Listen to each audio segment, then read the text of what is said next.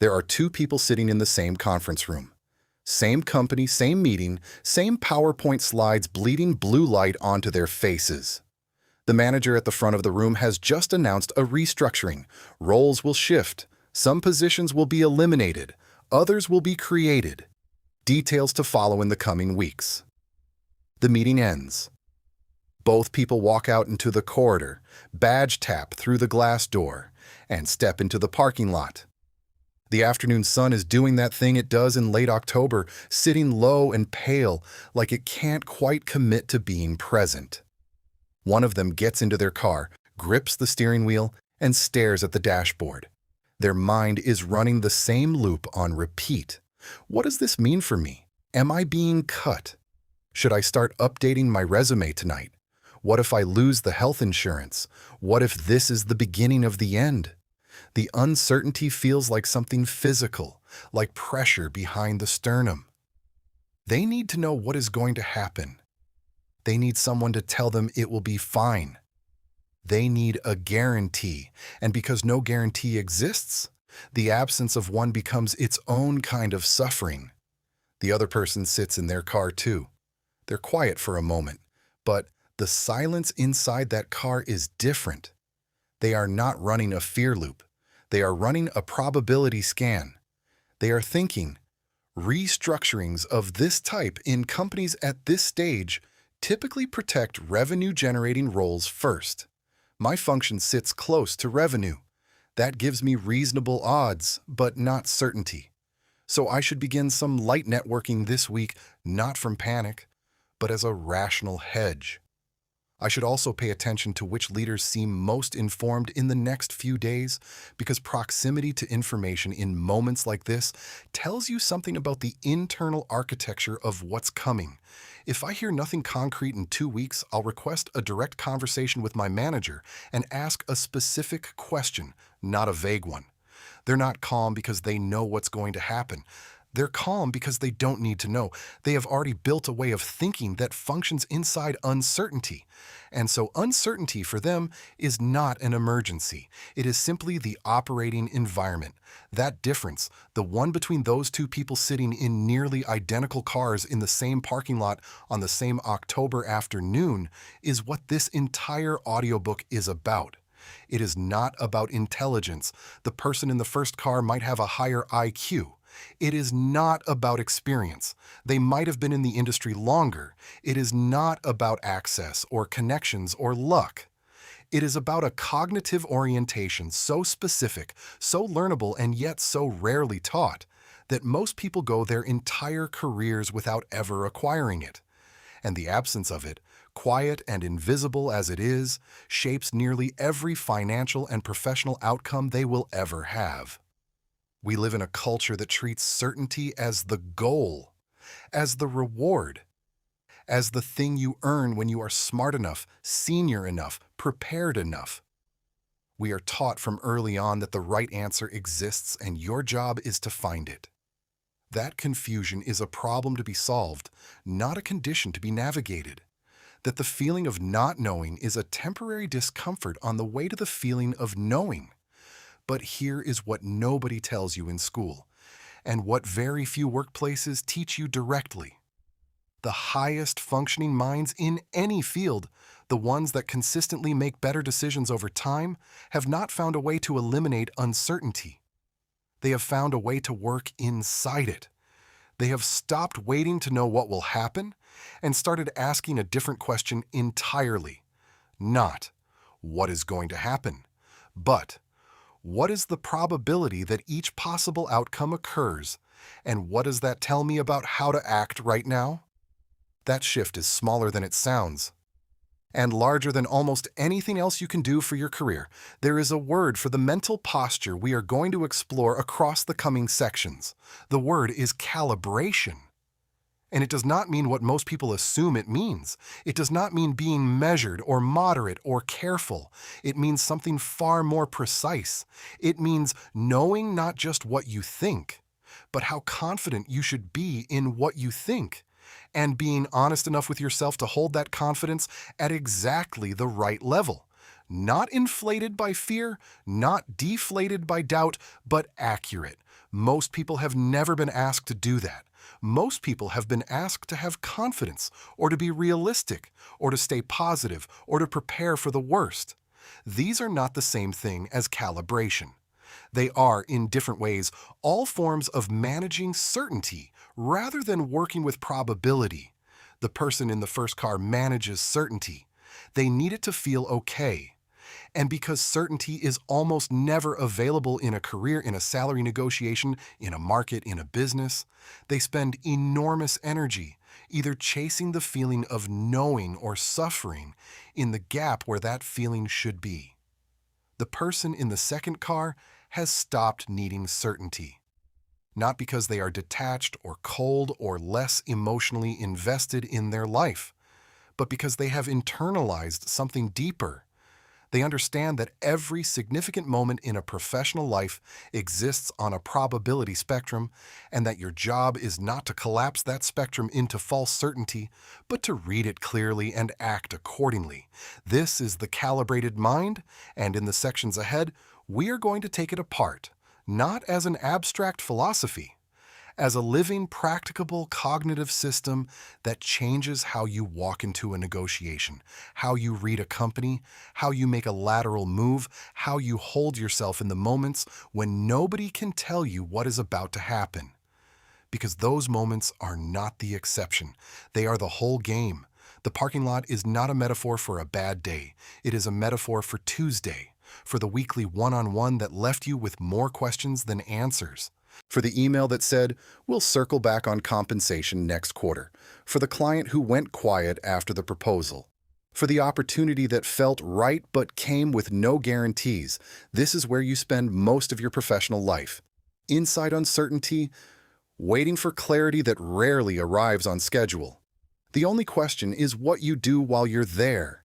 There is a moment in the development of any serious professional when the tools they were given stop being enough. It happens at different times for different people. For some, it happens at 32, when they realize that working harder is not producing proportionally better outcomes. For others, it happens at 26, when they watch someone less experienced than them get promoted, and they cannot quite articulate why. For others still, it happens quietly over years, a slow erosion of the assumption that if they just do everything right, the results will follow in a predictable, logical line. What they are bumping into in each of these moments is the edge of a cognitive system that was never designed for complexity. It was designed for a simpler world, a world where effort reliably produced reward, where the rules were stable, where the people who knew the most tended to win. That world existed in certain eras, in certain industries. It no longer exists in the way it once did, and the professionals who are still operating on its assumptions are quietly, consistently falling behind people who figured out a different way to think. The different way is probabilistic thinking. And before we go any further, it is worth being precise about what that phrase actually means, because it is often reduced to something smaller than it is. Probabilistic thinking is not pessimism dressed up in math.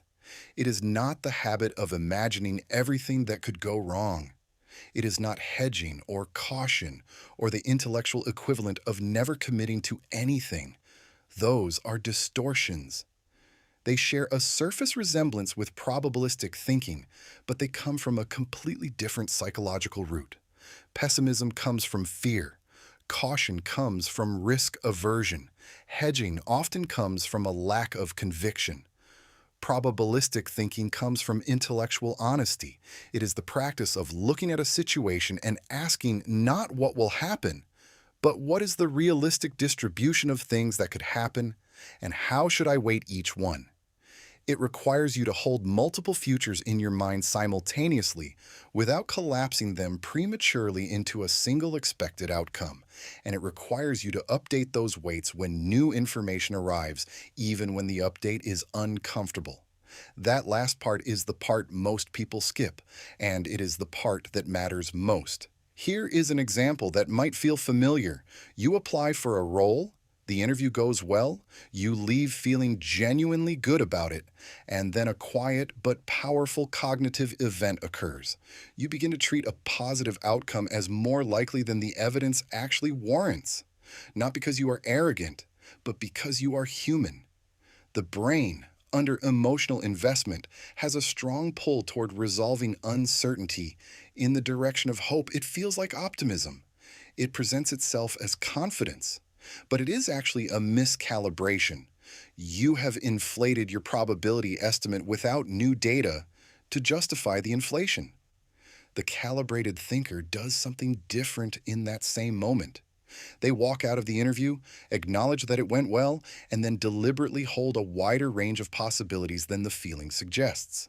Maybe 60% chance of moving forward, maybe 50. They do not suppress the positive feeling. They simply refuse to let the feeling do the work of evidence. And because of that refusal, they are not caught off guard if the outcome shifts. They are not shattered by a rejection that their emotional accounting had already spent. They remain, in the truest sense of the word, prepared. Probabilistic thinking at its core is a language. And like any language, it structures what you are able to think. There is a famous idea in linguistics, debated and refined over decades, that the language you speak shapes the thoughts available to you. That certain concepts are easier to hold in some languages than others, not because the concepts don't exist across languages, but because the structure of one language makes them more naturally accessible. The same is true of cognitive languages. The people who have internalized probabilistic thinking as their default cognitive mode have access to a set of thoughts, a set of strategic moves, a set of emotional responses that are genuinely not as available to people still operating in a binary, certainty-seeking framework. This is not an exaggeration. It is a structural difference in how the mind processes the same information. Think about two people evaluating a career move. A new opportunity has appeared. Different company, bigger title, higher salary, but the company is younger, the role is less defined, and the market they operate in is competitive. The certainty-seeking mind processes this as a question with two answers: safe or risky, known or unknown. The mental energy goes into trying to determine which bucket it belongs in. And because the situation has genuine ambiguity, and because certainty is not available, the mind often defaults to whichever feeling is stronger in the moment, which is usually fear, dressed up as prudence. The probabilistic mind processes this as a distribution. What is the likelihood this company is in a strong position 12 months from now? What signals do I have? What can I find? And how reliable are those signals? If I weight the outcomes across a 3-year horizon, what does the expected value of this move look like compared to staying? What is the cost of the downside scenario? And is it recoverable? What is the cost of the upside scenario not being taken? These are not just better questions in a vague sense. They are structurally different questions. They organize information differently. They surface different considerations, and they lead to decisions that, over time, compound into a fundamentally different career trajectory. This is why probabilistic thinking is a language, and not just a skill. A skill is something you apply in specific contexts. A language is the medium through which you process everything. When probabilistic thinking becomes your default cognitive language, it does not just change how you make big decisions. It changes how you read a room, how you interpret feedback, how you respond to silence, how you hear a job offer, how you hold a negotiation, how you assess a manager's behavior, how you understand your own emotional reactions to outcomes. It rewires the entire perceptual system. And the reason this matters for earning, for career growth, for the kind of compounding financial and professional progress that most ambitious people are quietly hungry for, is that the environments where high-stakes decisions are made almost never offer certainty. They offer signals. They offer partial information. They offer patterns that require interpretation. The person who can read those signals accurately, hold them lightly, and act decisively on the best available probability is not just smarter in that moment. They are playing a different game entirely, one that most people around them do not even know is being played. There is a specific feeling that certainty produces in the body. It is not quite the same as confidence, though it wears confidence like a coat. It is warmer than confidence, softer around the edges. It feels like relief, like the moment after a long argument when both people finally agree, or the moment you get the test result back and it says what you hoped it would say. The tension releases, the loop closes, you can breathe again. That feeling is deeply biologically rewarding, and the human brain, which is above all else an efficiency machine, learns very quickly what produces it, so it begins, often without your awareness, to organize your thinking around recreating that feeling, not around finding truth, not around making good decisions, around arriving at certainty. Because certainty feels like resolution, and resolution feels like safety. This is the guarantee trap. And it is one of the most consequential cognitive patterns in the professional lives of otherwise intelligent, hardworking people. The trap does not announce itself. It does not feel like a flaw. It feels like diligence. It feels like thoroughness. It feels like being the kind of person who doesn't make rash decisions, who thinks things through, who needs to be sure before they act. These are things people are praised for. In school, in early career, in families, in cultures that value stability, the person who waits until they are sure is seen as responsible, trustworthy, grounded. And in stable, low-complexity environments, that reputation is earned. In a world where the variables are few and the rules are consistent, waiting for certainty before acting is a reasonable strategy. You gather enough information, the picture becomes clear, you move. But the environments where meaningful career growth and financial progress happen are not stable, low-complexity environments. They are dynamic, they are competitive, they are full of people who are also making decisions under incomplete information. And in those environments, the person who waits for certainty before acting is not being responsible. They are being systematically late. Not late in a dramatic way, late in the quietest, most expensive way. The kind of late that doesn't look like a mistake in the moment. The kind of late that only becomes visible in retrospect, when you look back from 5 years out and notice that every time there was a window, you were still gathering information to feel sure enough to step through it. And by the time you felt sure, the window had moved. The guarantee trap operates on several levels simultaneously, and it is worth naming each one because they look different in practice, even though they share the same root. The first level is decision paralysis. This is the most visible form. The person who cannot commit to a career pivot because they need more data, who postpones the salary conversation because they are waiting until the moment feels absolutely right, who sits on a business idea for 3 years because they cannot be certain it will work before they invest real effort in it. The paralysis is real and the suffering inside it is real, but the certainty they are waiting for is not coming. It was never coming. Certainty of the kind they are waiting for does not exist in the domains where they are trying to use it. The second level is selective hearing. This is subtler. The certainty-seeking mind does not just wait for certainty. It manufactures it by unconsciously filtering incoming information to favor the narrative that produces the feeling of resolution. If you have already half decided something, you begin to hear confirming evidence more loudly than disconfirming evidence. Not because you are dishonest, but because the brain is quietly running its efficiency algorithm, trying to get you to the relief of certainty as quickly as possible. The result is that you end up more confident in your conclusions than the evidence actually warrants, and less open to the signals that would update you if you were listening clearly. The third level is risk misread. People caught in the guarantee trap tend to misidentify where the real risk lives. They see the risk of acting without certainty.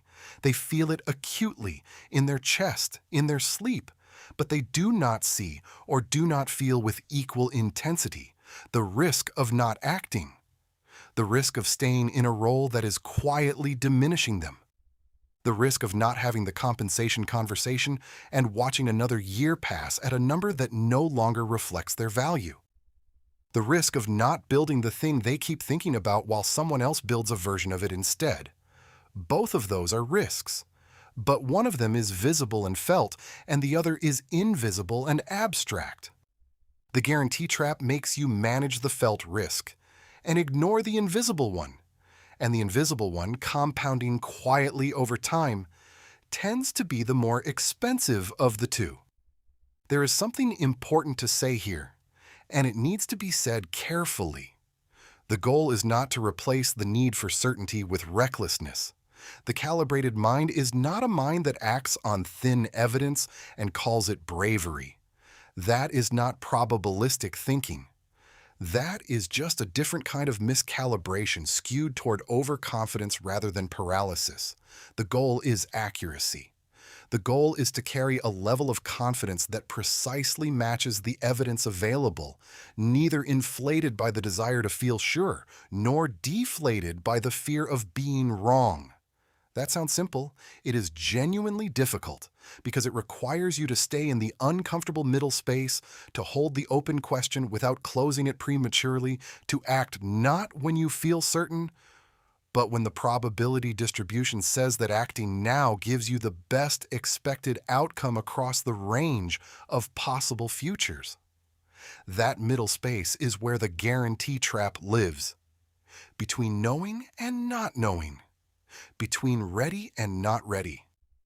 And the people who learn to inhabit that space without needing to escape it, without reaching for false certainty in either direction, are the people who begin to make consistently better decisions over time, not because they are smarter, not because they have more information, but because they have stopped paying the hidden tax that certainty-seeking extracts from every professional who has not yet learned to see it. That tax is real. And most people are paying it every single day without knowing it has a name. There is a distinction that does not get made often enough, and the failure to make it costs people more than they realize. The distinction is between confidence and calibration. They are not the same thing. They are not even close to the same thing, but they are so frequently conflated in workplaces, in culture, in the way we talk about high performers, that most people spend years developing one while believing they are developing the other. Confidence is a feeling. It is the subjective sense that you are capable, that your judgment is sound, that you can handle what is in front of you. It has enormous value. It affects how you carry yourself, how others perceive you, how you recover from setbacks, how you enter a room. Nobody serious is arguing against confidence, but confidence says nothing about accuracy. A person can be deeply, genuinely confident and be wrong, can be wrong repeatedly, can be wrong in ways that are expensive and consequential and still feel in the moment exactly like being right. History is full of confident people who were catastrophically miscalibrated, and the professional landscape at every level is full of them too. The colleague who speaks with absolute certainty in meetings and is consistently off in their predictions. The manager who has never learned to doubt their first read of a situation. The executive whose confidence has been so consistently rewarded socially that it has completely decoupled from the accuracy of their underlying assessments. Calibration is different. Calibration is not a feeling. It is a measurement. Specifically, it is the measurement of the relationship between how confident you are in a belief and how often beliefs held at that confidence level turn out to be true. A perfectly calibrated person who says they are 70% sure about something would be right across many such predictions, about 70% of the time, not more, not less. Their confidence level and their accuracy level track each other. Most people are not well calibrated. Studies in forecasting and decision science have shown repeatedly that people across a wide range of expertise levels tend toward overconfidence. When people say they are 90% sure of something, they are often right far less than 90% of the time. The gap between felt certainty and actual accuracy is one of the most consistent findings in the psychology of judgment, and it persists even in experts, even in highly educated professionals, even in people who have been told about it and believe they are correcting for it. This is not a character flaw, it is an architectural feature of how the human mind processes uncertainty. The brain does not naturally output probability estimates, it outputs feelings, it outputs the sense of knowing or the sense of doubt, and those senses are influenced by far more than the quality of the underlying evidence. They are influenced by how recently you encountered information that supports your view, by whether the information came from a source that felt authoritative, by whether the conclusion aligns with what you already believed, by how emotionally invested you are in a particular outcome, by how much time has passed since you last seriously questioned your position. The calibrated mind knows this about itself, and that self-knowledge is not a source of paralysis, it is a source of precision. Here is what calibration looks like in practice, because it is easy for this to sound abstract. Imagine you are preparing to ask for a significant salary increase. You have been in the role for 18 months. Your performance reviews have been strong. You have taken on responsibilities beyond your original scope. You believe you deserve a raise, and you are probably right to believe it. The confident person walks into that conversation feeling sure of themselves. They have rehearsed what they will say. They carry the energy of someone who expects a positive outcome. That energy has real value. It affects the tone of the conversation, the way they are perceived, their ability to hold the ask without immediately softening it. But the calibrated person brings something additional. Before that conversation, they have asked themselves a specific set of questions. What is the realistic probability that the decision maker in this conversation has budget flexibility right now? What signals have I seen in the past month that bear on that question? What is the probability that the ask lands at the number I want versus a partial yes versus a not right now? If it comes back as not right now, what is my interpretation of that response? And what does it tell me about my next move? If it comes back as yes but lower than I asked for, what is my pre-decided response and why? That is calibration. Not a replacement for confidence, but a layer beneath it that makes the confidence structurally sound rather than emotionally generated. The calibrated person is not less confident in that conversation. They may appear, in fact, more confident because their confidence is not dependent on the outcome going a specific way. They have already processed the range of possible outcomes and decided how they feel about each one. The uncertainty has been metabolized before the conversation begins. This is one of the quiet advantages that calibrated thinkers carry into every high-stakes professional interaction. Because they have done the probability work in advance, they are not doing it in real time under pressure. They are not recalculating while trying to speak. They are not managing their emotional response to uncertainty while simultaneously trying to advocate for themselves. They have already done that work. They arrive clear. The development of calibration is not a mysterious process, but it requires a specific practice that most people never engage in deliberately. It requires making your predictions explicit before outcomes are known, and then tracking how those predictions land over time. Not casually, not retrospectively, but in real time. What do I think is likely to happen here, and how confident am I? Then, when the outcome arrives, honest accounting. Was I right? If I said 70%, was the category of things I said that about coming true roughly 70% of the time? Most people never do this. Most people predict implicitly, feel the outcome, update their narrative accordingly, and move on. The calibrated mind makes the prediction visible, at least to itself, before the outcome arrives, because only then can the feedback loop function honestly. And only through that honest feedback loop does calibration actually improve. Every decision has a shape. Not a visible one, not something you can see drawn on a page in most professional moments, but a shape nonetheless. A structure of possible outcomes, each with its own likelihood, each with its own consequence, each sitting at a different distance from where you are standing right now. Most people experience decisions as a binary: do this or don't, say yes or say no, stay or go. And because the shape gets compressed into two options, enormous amounts of information get lost in that compression. Information that, if held clearly, would change the decision entirely. High earners, as a general pattern, do not compress decisions that way. They have developed, often without explicit instruction and sometimes without even being able to articulate it, a habit of letting decisions retain their shape, of holding the full distribution of possible outcomes in view before collapsing it into a choice. And this habit, practiced consistently over years, produces a quality of decision-making that looks from the outside like wisdom or instinct or luck, but is actually something much more specific. It is expected value thinking, and it is quietly one of the most powerful cognitive tools available to any professional who learns to use it. Expected value, in its formal definition, is a mathematical concept. You take each possible outcome, multiply it by its probability, and sum the results. The number you get is the expected value of the decision. In finance and game theory and engineering, this is calculated precisely with numbers. In real professional life, it is almost never calculated precisely, because the inputs are estimates rather than known quantities.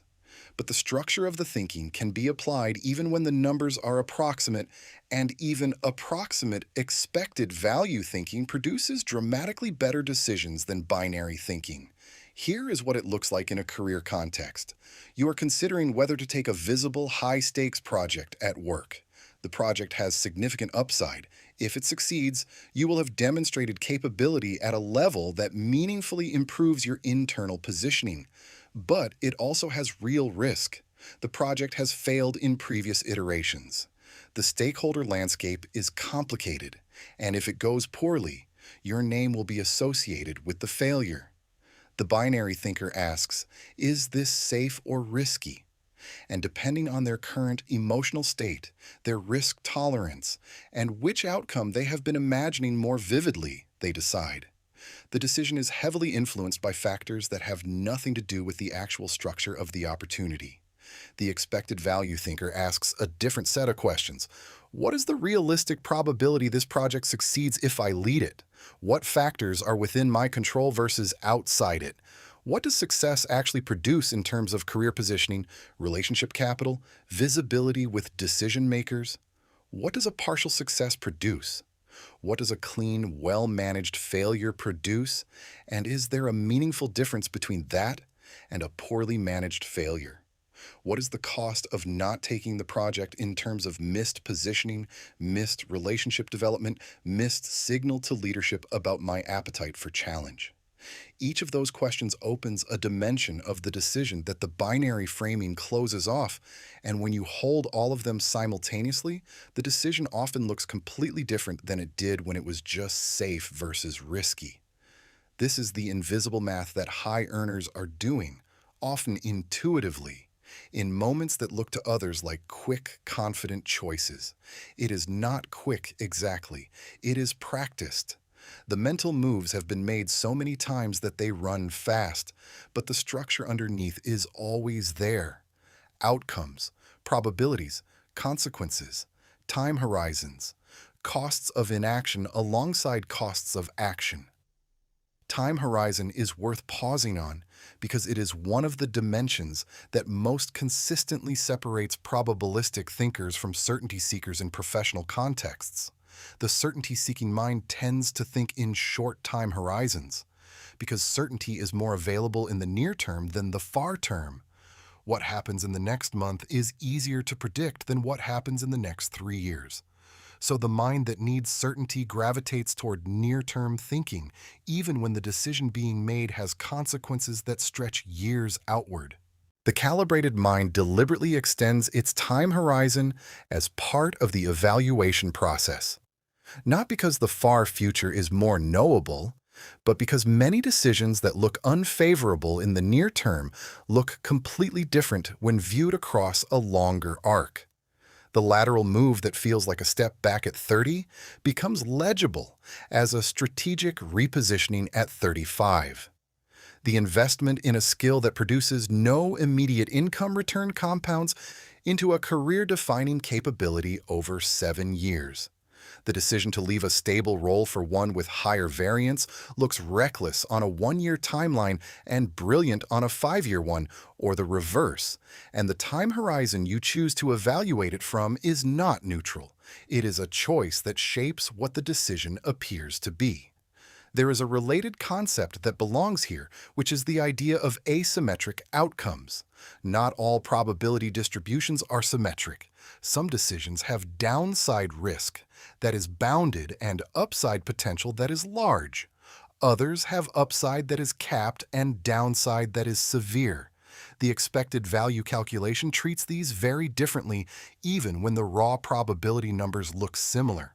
A decision with a 60% chance of a moderate positive outcome and a 40% chance of a small negative outcome is structurally different from a decision with a 60% chance of a small positive outcome and a 40% chance of a catastrophic negative outcome, even though both have the same probability split. The calibrated mind feels that difference and weights it accordingly. The certainty-seeking mind, focused on whether the outcome will be good or bad rather than on the shape of the distribution, often misses it entirely. This is why two people with similar information can look at the same opportunity and reach genuinely different conclusions, and why one of them tends to be right more often over time. It is not that one of them has access to better data. It is that one of them is reading the shape of the decision, not just its surface label. The math, even when approximate, tells you things that intuition alone does not. And learning to do that math, even imprecisely, even informally, even just as a mental habit of asking what are all the ways this could go and how do I weight them, is one of the highest leverage cognitive investments any professional can make. There is a skill that rarely appears in any job description, is almost never discussed in performance reviews, and yet operates as one of the most consistent differentiators between professionals who plateau and professionals who keep rising. It is not a technical skill. It is not even, strictly speaking, an interpersonal skill, though it affects every interpersonal interaction a person has. It is the ability to read a room not as a social event, but as an information environment. Most people, when they walk into a professional space, a meeting, a negotiation, a team off-site, a one-on-one with a senior leader, are processing the people in that space. They are reading faces, interpreting tone, tracking who seems friendly and who seems guarded, noticing who defers to whom. This is useful. It is a form of social intelligence that has real value, but it is one layer of a much richer information environment, and probabilistic thinkers access layers that most people never think to look for. The room itself carries information, not metaphorically, literally. The structure of a meeting tells you something about how decisions are actually made in an organization, as opposed to how the org chart says they are made. Who sits where? Who speaks first and who waits? Who asks questions and who answers them? Who gets interrupted and who does the interrupting? Who looks at whom when an ambiguous statement is made, because the direction of that glance tells you whose interpretation matters most in this room. These are signals, and signals to the probabilistic thinker are data points that update the distribution. Think about what this means in a practical context. You are in a meeting where a major decision is being discussed. The official decision maker is the VP of your division. But 3 times in the past 40 minutes, when a difficult question has been raised, every head in the room has turned slightly toward a quieter person in the corner, a director 2 levels below the VP, who then speaks briefly, and the room settles. The VP does not appear to notice this pattern, or perhaps appears not to notice it. But the pattern is real, and it is telling you something specific about where the actual gravitational center of this decision lives. The certainty-seeking mind might miss this entirely, or notice it and file it away as interesting without knowing what to do with it. The probabilistic mind integrates it immediately into its working model of the situation. It updates the estimate of who needs to be genuinely persuaded for this decision to go a certain way. It adjusts the strategy accordingly, not loudly, not with a dramatic pivot, but with the quiet precision of someone whose map of the territory just got more accurate. This is what reading rooms, rather than just people, actually means. It means treating every professional environment as a system with its own logic, its own power flows, its own information architecture. And it means paying attention to the structural signals that reveal that architecture, because those signals are almost always available to anyone willing to look for them. There is another dimension of this that is particularly relevant to salary negotiation and career advancement, which is the ability to read what is not said. Silence is one of the most information-rich elements of any professional environment, and it is almost universally underread. When a proposal is made and the room goes quiet, that silence is not neutral. It is an event. And different qualities of silence carry different probability distributions. There is the silence of people processing something genuinely new that came in faster than expected and needs a moment to land. There is the silence of collective discomfort, where something true has been said that nobody is quite ready to engage with directly. There is the silence of people waiting to see who will speak first, which is a form of social pressure being redistributed around the room. There is the silence of someone who has already decided and sees no reason to discuss further. Each of these silences has a different texture, a different duration, a different distribution of who breaks it and how. The probabilistic thinker reads those textures, not with certainty. They are careful to remind themselves that a read is a hypothesis, not a conclusion, but they are actively generating and updating hypotheses in real time, which means they are navigating the environment with a much richer map than the person who is simply waiting for explicit information to arrive. This capacity has a direct relationship with earning because compensation at its core is negotiated in environments. It does not happen in a vacuum. It happens in rooms, in conversations, in moments shaped by organizational dynamics, budget cycles, interpersonal histories, and power structures that are never fully visible on the surface. The professional who can read those environments accurately is not just better at negotiating. They are better at knowing when to negotiate, which is often the more important variable. Timing a compensation conversation, for instance, is not just about finding a moment when you feel ready. It is about reading the organizational environment for signals about budget availability, leadership stability, strategic momentum, and your own recent visibility. A well-timed ask in a favorable environment by a person with accurate situational awareness consistently outperforms a better prepared ask in a poorly read environment. The environment is part of the decision. The same principle extends to every significant career move, choosing when to raise a difficult conversation with a manager, choosing when to signal interest in a promotion, choosing when to introduce a new idea versus when to let it wait for a better moment. These are all timing decisions, and timing decisions require you to read not just the people involved, but the system those people are operating inside. The professionals who seem to always be in the right place at the right time are not lucky, or not only lucky. They are reading their environments with enough accuracy and enough frequency that they recognize favorable conditions when those conditions appear, rather than noticing them only in retrospect. That is a trainable skill. It begins with the decision to treat every professional environment as an information source, not just a social one.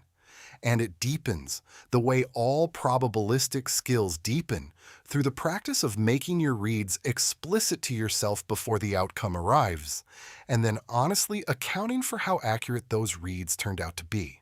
There is a version of intelligence that most people find easy to respect.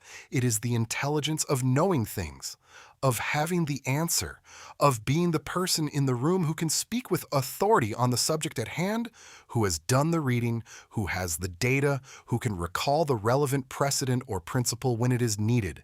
This kind of intelligence is visible, it is demonstrable, it gets rewarded early in almost every professional environment, in school, in entry-level roles, in the first years of building a career, and then quietly, it starts to become insufficient.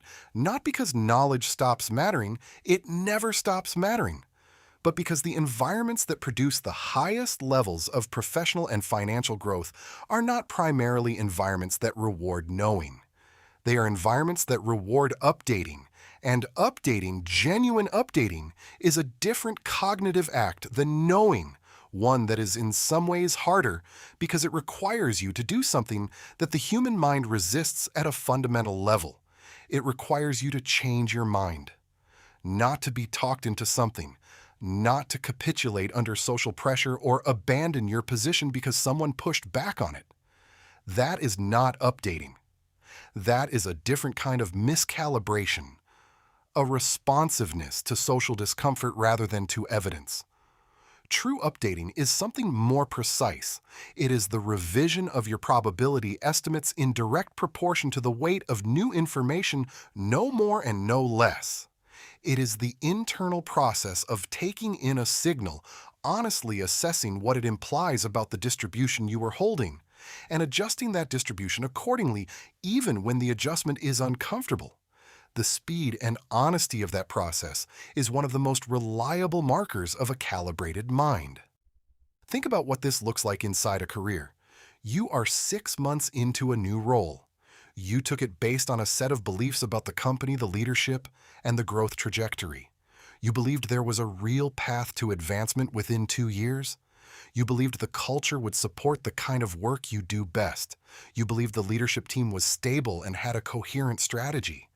These beliefs were not irrational. They were based on real signals you gathered during the interview process, real information you processed before accepting. But now, 6 months in, new information is arriving. The leadership team has had 2 unexpected departures. The strategy that was presented during interviews is quietly being repositioned in response to market pressure. The path to advancement that seemed clear is now less defined. And a pattern is emerging in how decisions get made that feels different from what you were told to expect. A certainty-seeking mind tends to respond to this new information in one of 2 ways. It either defends the original thesis, filtering the new signals through the lens of the belief it has already committed to, finding reasons why the departures are not meaningful, why the strategic shift is actually a positive development, why the ambiguity around advancement is temporary.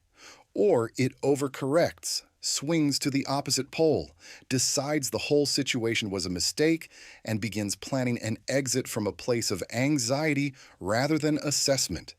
The calibrated mind does neither. It updates. It takes each new signal and asks, honestly, what does this tell me about the probability distribution I was holding 6 months ago? Not whether I was wrong.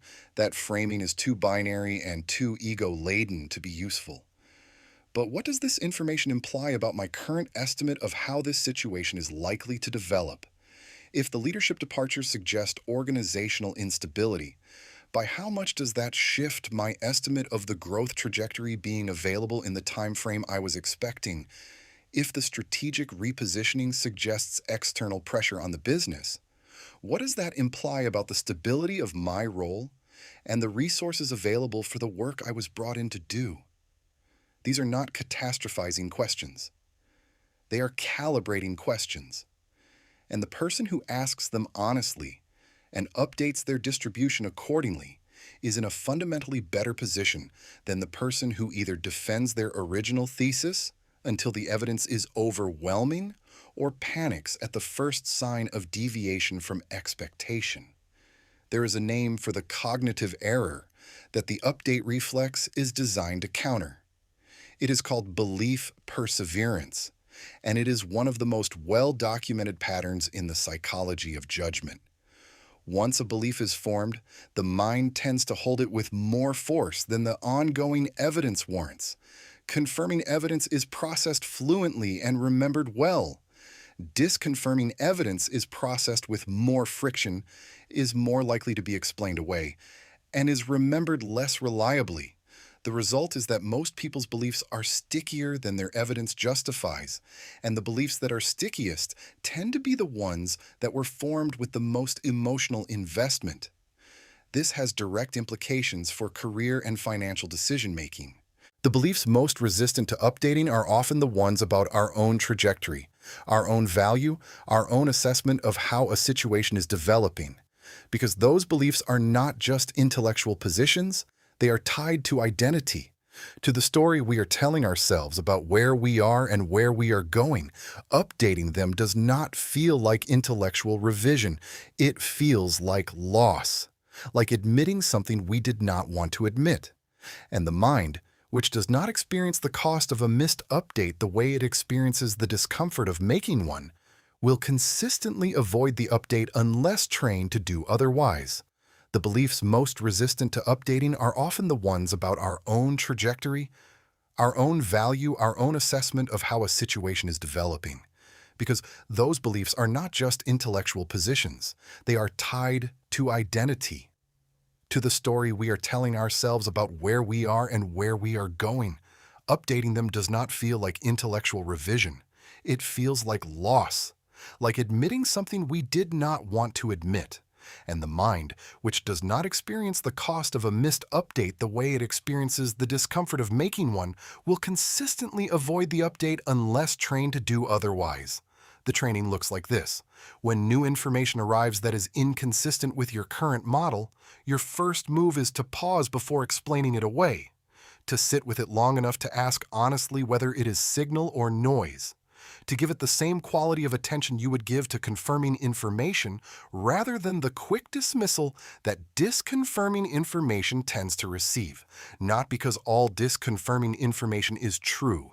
It is not. Noise is real, and not every contrary signal is meaningful. But because the default processing asymmetry runs in one direction, you need a deliberate counterweight to keep your updating honest. The professionals who do this well, who have developed what might be called a fast, honest update reflex, carry a compounding advantage over time. Because the world does not stay still. Markets shift. Organizational dynamics shift. The conditions that made a decision right at one moment change, and the person whose internal model of their situation stays current, who is always working from the most accurate available picture rather than from the picture they committed to 6 months ago, is always operating with better information than the person whose model has quietly gone stale. At some point in the development of a probabilistic thinker, something shifts in their relationship with risk. It does not happen all at once. It happens gradually, the way most genuine cognitive shifts happen, through accumulated experience interpreted through an increasingly accurate framework.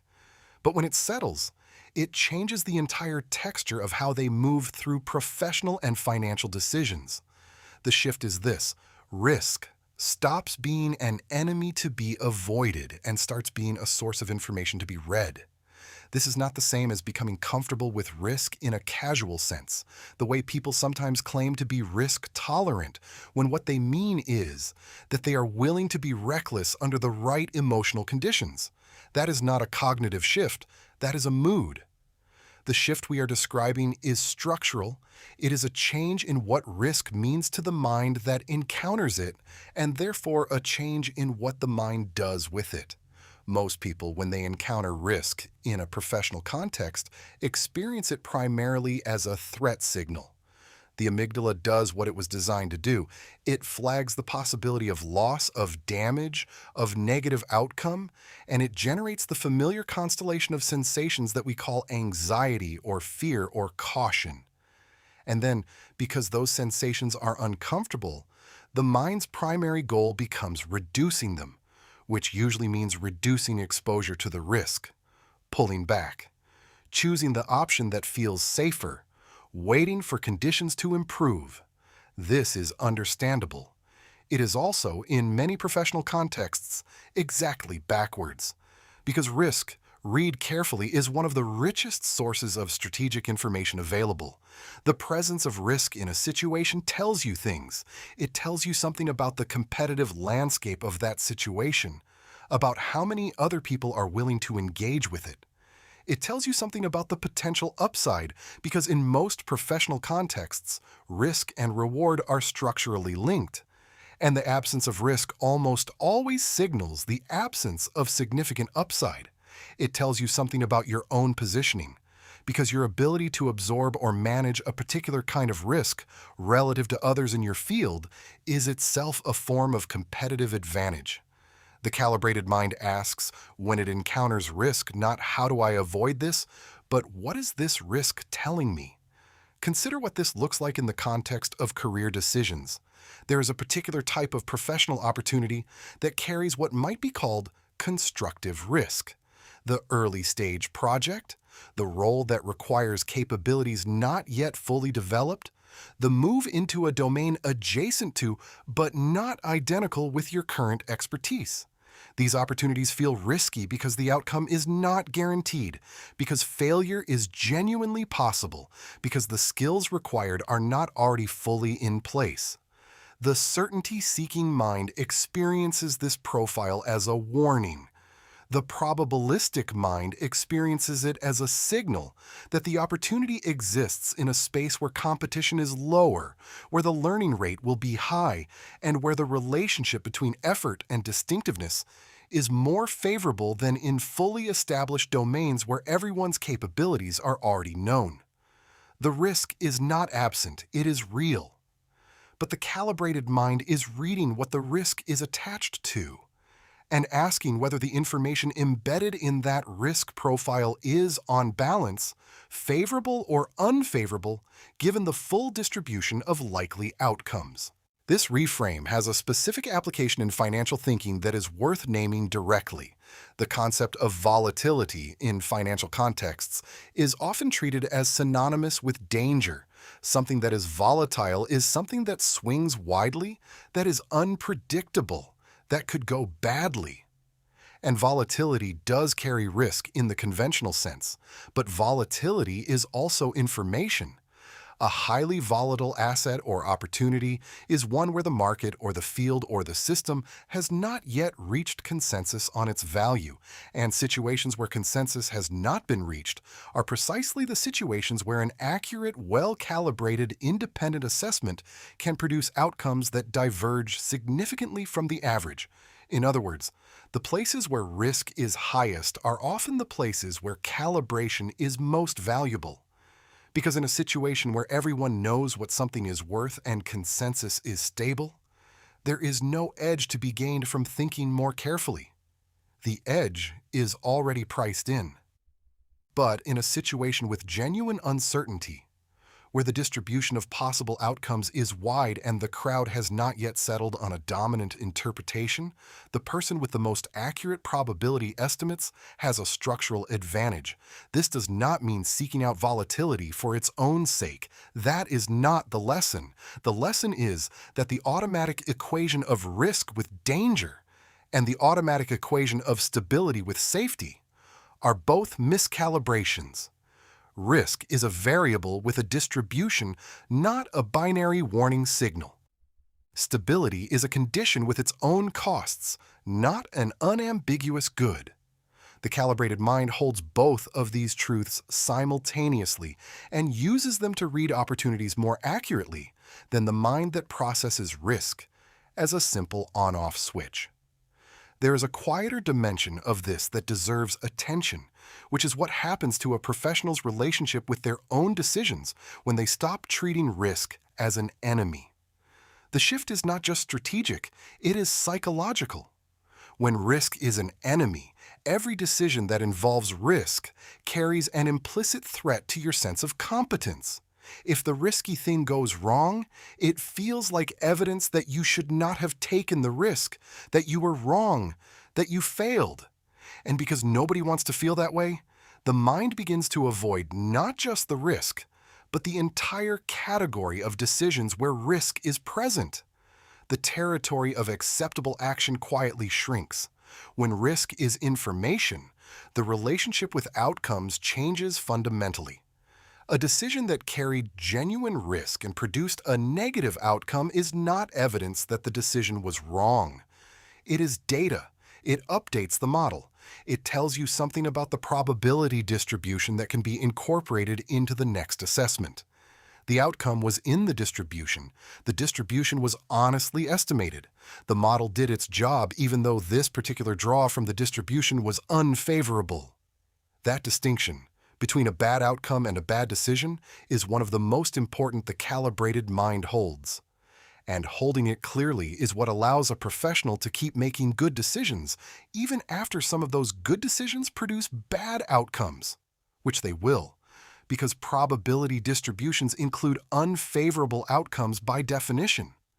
The professionals who sustain high-quality decision-making over long careers have made peace with this. They are not indifferent to bad outcomes. They feel them.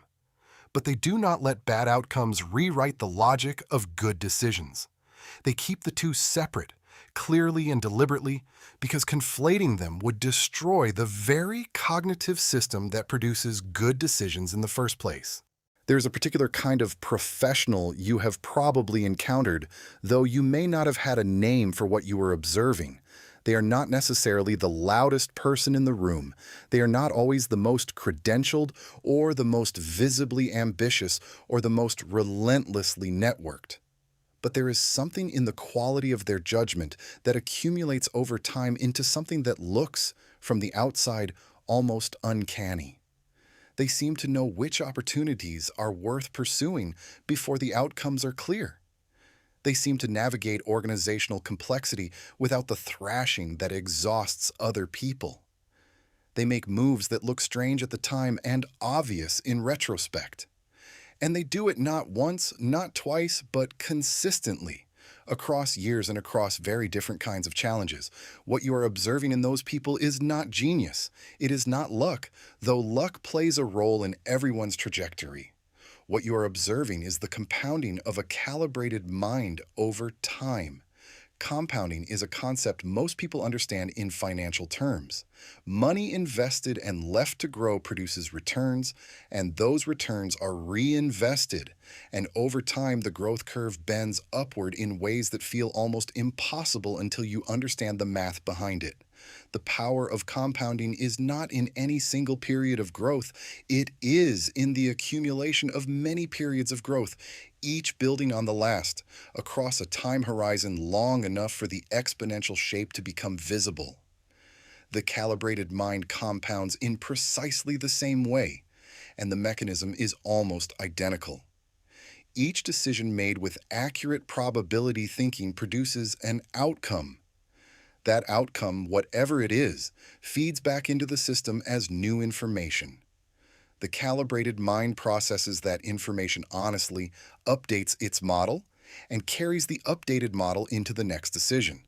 The next decision is therefore made from a slightly more accurate base than the one before it, and the one after that is made from an even more accurate base.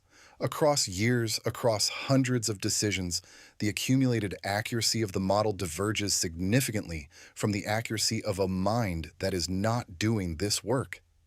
This is why the professionals who seem uncanny in their judgment are not operating on a different plane of intelligence. They are operating from a much more refined and accurate internal model of how professional environments work, how people behave under pressure, how organizations actually make decisions as opposed to how they say they make decisions, and how opportunities develop over time.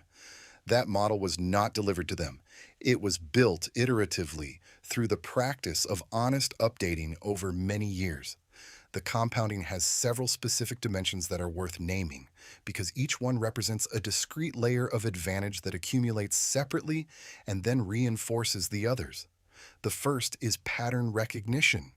The calibrated mind, because it is constantly making explicit predictions and then accounting honestly for how those predictions land, develops a progressively richer library of patterns. It begins to recognize the early signals of organizational dynamics it has seen before in different companies, different roles, different industries, but with the same underlying structure. The restructuring that looks sudden but was signaled 6 months earlier by a specific sequence of leadership behavior. The negotiation that is going well on the surface but has a tell that suggests the other party is not as committed as they appear. The opportunity that everyone is overlooking because it is dressed in the clothes of a problem. These patterns become visible earlier and are read more accurately as the library deepens. The second dimension is relationship capital. This is less obvious but equally significant. The calibrated thinker over time becomes known in their professional network as someone whose assessments are reliable. Not always right, nobody is always right, but honest, well-reasoned, and consistently closer to accurate than average. This reputation, built over years of demonstrated calibration, produces a specific kind of trust that is genuinely rare and genuinely valuable. People bring this person their hard problems. They include them in conversations before decisions are made rather than after. They weight their input more heavily. And because being included earlier and more fully produces better information, which produces better calibration, the advantage compounds further still. The third dimension is emotional efficiency. This one is perhaps the most underappreciated. The calibrated mind, because it has made peace with uncertainty, spends dramatically less cognitive and emotional energy managing the discomfort of not knowing. The energy that the certainty-seeking mind pours into anxiety, into premature closure, into defending conclusions that are no longer supported by the evidence, is energy that the calibrated mind has available for actual thinking, for reading the situation more carefully, for considering angles that have not yet been explored, for staying present in a high-pressure conversation rather than managing internal noise. Over the course of a career, this difference in available cognitive bandwidth is enormous. The fourth dimension is what might be called strategic patience. The calibrated mind, because it thinks in probability distributions rather than binary outcomes, has a natural relationship with time horizons that most professionals never develop. It can hold an investment, a relationship, a strategic position through periods of ambiguity and apparent stagnation because it understands that the distribution has not yet resolved and that premature exit is a cost, not a safety measure. This patience is not passive, it is active and deliberate. It is the patience of someone who is continuing to gather information and update their model while the situation develops, not the patience of someone who has simply stopped paying attention. These four dimensions, pattern recognition, relationship capital, emotional efficiency, and strategic patience, each compound individually over time. But they also compound with each other. Better pattern recognition produces better timing, which produces better relationship capital. Greater emotional efficiency produces more available attention, which produces better pattern recognition. Strategic patience allows positions to develop fully, which produces more complete feedback loops, which produces better calibration. The system feeds itself. This is why the gap between a calibrated professional and a certainty-seeking one tends to widen rather than narrow over time. In the early years of a career, the difference may be subtle. Both people are learning, both are accumulating experience, and the raw material of experience is available to everyone. But what happens to that experience once it is accumulated is the variable that determines where each person ends up. One mind processes experience through honest updating and carries forward a progressively more accurate model. The other processes experience through the lens of what feels right, what confirms existing beliefs, what produces the relief of certainty, and carries forward a model that grows more entrenched without necessarily growing more accurate. 10 years out, those two models of the world produce very different professional realities, not because the world treated them differently, but because they were seeing different worlds all along. There is a question that has been moving quietly beneath everything in this audiobook, present in every section but never fully surfaced until now. It is not a question about strategy or probability or the mechanics of better decision-making. It is a question about identity, about what it means at the level of who you are rather than what you do, to release the need for certainty as a condition of feeling okay, because that is ultimately what the calibrated mind requires. Not a new set of tools, though the tools are real and they matter. Not a new vocabulary for thinking about decisions, though the vocabulary helps. What it requires at its deepest level is a willingness to inhabit uncertainty as a permanent condition rather than a temporary inconvenience. To stop treating the absence of a guarantee as a problem to be solved and start treating it as the actual texture of a life lived at the level you are reaching for. This is harder than it sounds, and it is harder than most books about decision-making or probabilistic thinking acknowledge because most of them treat the challenge as primarily intellectual. Learn the concepts, apply the framework, make better decisions. The intellectual dimension is real. But the deeper resistance to probabilistic thinking is not intellectual. It is emotional. It is the part of you that was formed long before you ever heard the word calibration. In a childhood where uncertainty meant something specific, in a family or a culture or a set of early experiences that taught you what not knowing feels like in the body and what it means about your safety. The need for certainty is not a cognitive habit. It is a survival strategy that got promoted beyond its original function. For most people who carry it strongly, it developed in a context where uncertainty was genuinely threatening, where not knowing what was coming next had real consequences, where the ability to predict and control outcomes was tied to something that mattered. The strategy was adaptive then. It served a purpose. But it has been running in the background of every professional decision ever since, flagging uncertainty as danger, pushing toward premature closure, extracting a tax on every moment where the outcome is not yet known. Seeing that pattern clearly, not as a character flaw and not as an excuse, but as a historical artifact that no longer fits the environment you are now operating in, is the beginning of the identity shift. Because once you can see it as a strategy rather than as the truth, you have the option of choosing differently. Not immediately, not without effort. But the option exists in a way it did not when the strategy was invisible.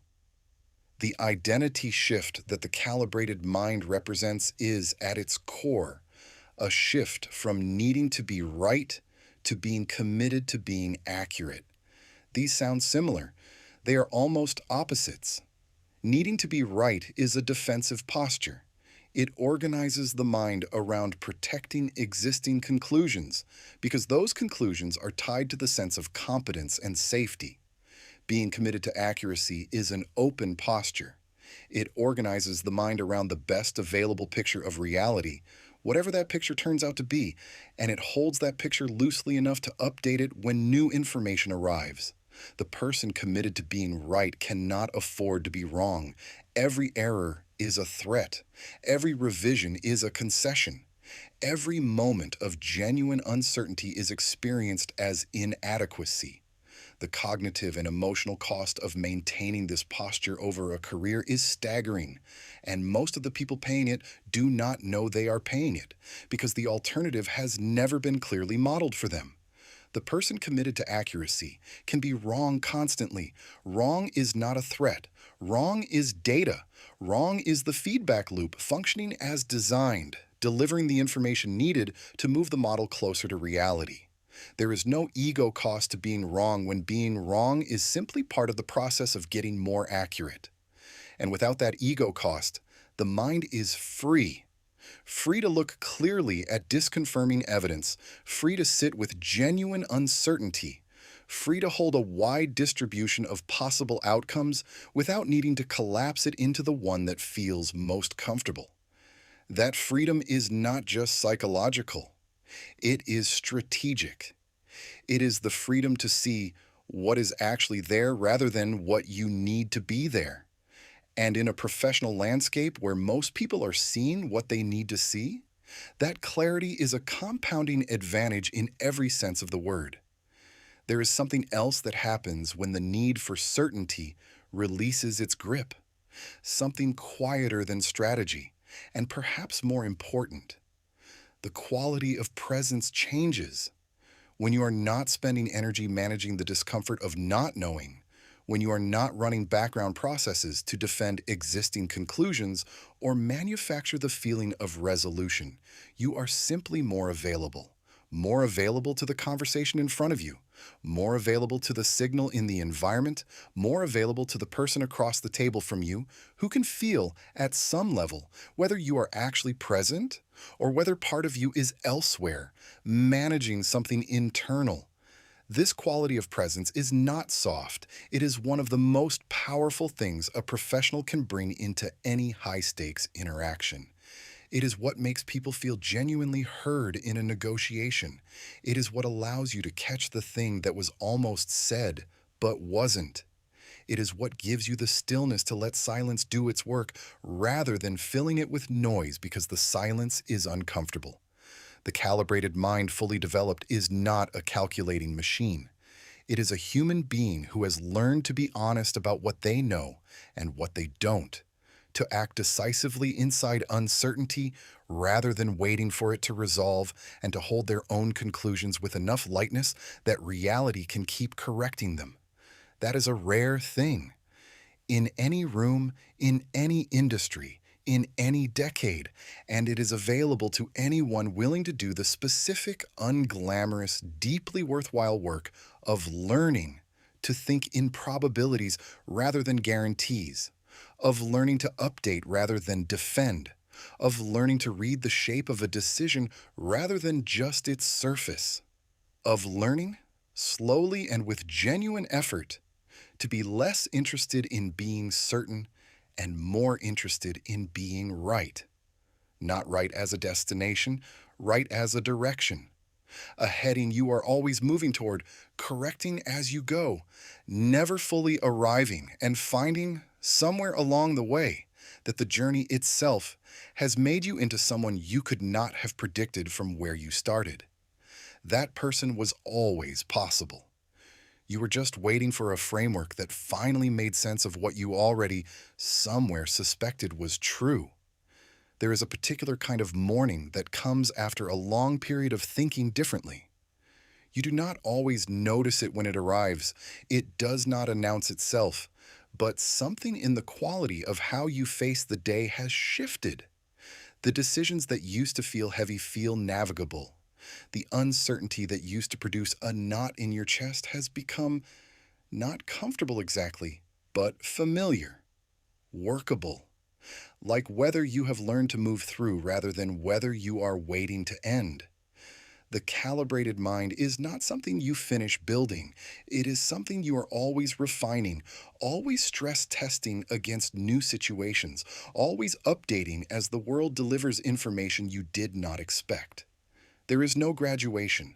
There is only the ongoing practice of honest thinking, applied to real stakes, in real time, with real consequences.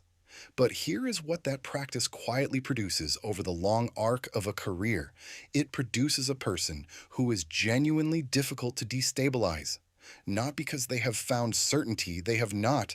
Certainty is not available and they have stopped looking for it. But because they have built something better than certainty. They have built a reliable process, a way of meeting whatever arrives with the same orientation. What do I actually know? What can I estimate and how accurately? What does the distribution of likely outcomes suggest about how to act? And what will I do when the outcome lands differently than expected? That process does not guarantee results. Nothing does. But it produces consistently and over time decisions that are better than they would have been, positions that are more accurate than they would have been, outcomes that compound in the direction of the life being reached for. The parking lot you started in, the one where two people sat in their cars on an October afternoon after the same meeting, is not a place you leave behind entirely. You will find yourself there again. Everyone does. sitting with something unresolved, something uncertain, something that has no clear answer yet and may not have one for weeks. The difference is what you do while you are there.